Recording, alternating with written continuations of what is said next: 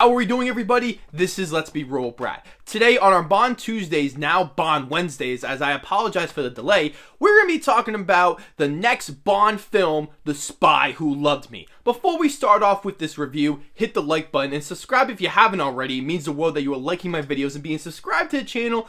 You are all the best. Spy Who Loved Me is a 1977 spy film, the 10th in the James Bond series, produced by Eon Productions. It is the third film to star Roger Moore as James Bond. The film co-stars Barbara Bach and Kurt Jurgens and was directed by Louis Gilbert, who directed an earlier installment, You Only Live Twice. The film takes its title from Ian Fleming's 1962 novel, The Spy Who Loved Me, the 10th book in the James Bond series, though it does not have any elements of the novel's plot due to Fleming not being happy with his work on the novel, so only gave out the title instead, which sounds like it was for the better due to the original novel's negative reception. This is definitely the best Roger Moore Bond film so far, being the most entertaining and fun film since the 6th film on Her Majesty's Secret Service. There's so much energy and excitement to this film that offers all the great over-the-top elements you would come to expect watching a Bond film. Roger Moore is at his best in this film, finally being able to create his own style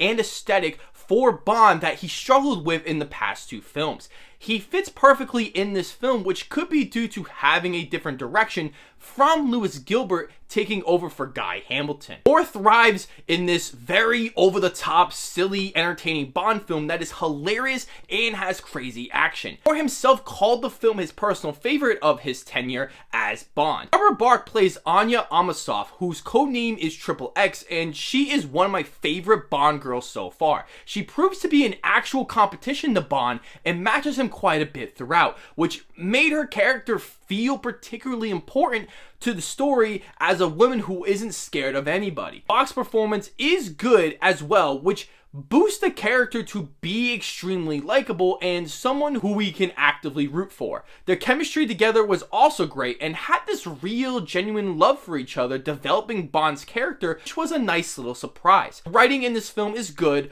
all around because it offered the right blend of the over-the-top, silly, and entertaining action sequences along with fun yet serious, thrilling action, and felt big in scale. The last couple films have been too silly, so when they tried to be serious, it never worked for me, so it felt like a parody of itself at times in the films. The film had some great one-liners and puns that felt like they were written to be creative and not like a first draft. This film does have some of the silliest and cool gadgets in the whole series so far that felt more utilized and important to this film than the last. It elevated this film to an over-the-top, popcorn fun movie feel that makes the watchability 10 times higher. The soundtrack to the film was composed by Marvin Hamslich, who filled in for veteran John Barry as he was unavailable to work in the UK because of tax reasons. The soundtrack, in comparison to other Bond films of this time, is more disco-oriented and includes a new disco rendition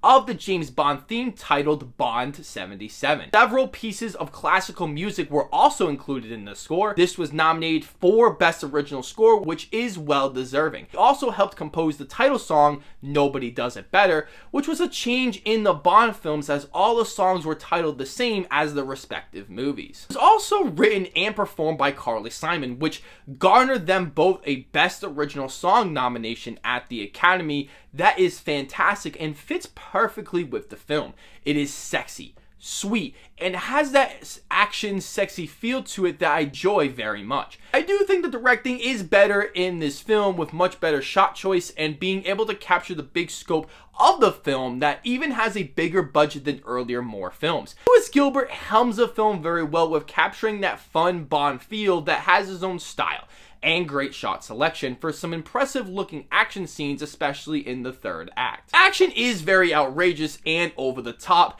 has an awesome opening with incredible stunt that I really have no idea how they pulled that off. I was in complete awe of it. There were a ton of great car chase sequences that led to an awesome underwater sequence, which was fantastic. Some action scenes are shot well and has some suspense to them, but some earlier in the film that are quite silly that doesn't hold up at all to today's standards. Villain Jaws is fantastic, as he's been considered a fan favorite by many, and rightfully so. He is this practically indestructible character who just won't go down. His character is well crafted and well designed, with an awesome, super cool way of killing who he wants that I won't spoil because it's too cool. The production design is also incredible, with legendary Ken Adam returning as production designer, and it shows with his grand scale and fantastic monumental sets. There's so many locations, with all of it looking fantastic, especially in the scenes in the third act inside a pyramid and some awesome underwater scenes. As for the negatives, the film at times can make no sense, being a silly movie. The writing isn't all that great either, which isn't something you look for going into a Bond film, but still needs to be brought up. That being said, I do think it's one of the best scripts in the past few movies. Since the film's plot and story are original, despite taking the title of the novelization, this doesn't feel like a knockoff Lewis Gilbert's last film, Only Live Twice, which isn't the better film, but does have the same feel and narrative structure as that film, with the generic boring villain feeling like a Blofeld type of character that has no personality but to just destroy the world, which was very disappointing. First act is a little boring after the opening scene that has an impressive setup, but I felt the pacing should have been a little faster and not drag with a lot of boring expositional dialogue that could have been executed better. The villain in this film is very forgettable and feels like a Blofeld wannabe. In doing some research, they wanted to bring Blofeld into the film, but they weren't able to because of a rights issue in which Kevin McClory owned Thunderball novel rights and for the character of Blofeld. It took an extra year to change the film's script before being able to release it. Overall, this is one of my favorite Bond films so far that knows exactly what it's going for by combining awesome, nicely shot action with likable and good characters, along with hilarious and silly jokes and atmosphere to the whole film that does have its issues, but it's a film I would love to go back to and enjoy for what it is. I'm going to give this film a 7 out of 10. Let me know, what do you all think of The Spy Who Loved Me, if you have seen it, and where it ranks in your Bond film rankings. I want to know all those things down below in the comment section. Next week, we are going to be talking about the next film in the series, Moonraker, which is the 4th Roger Moore film. As always, I will see you all in the next video.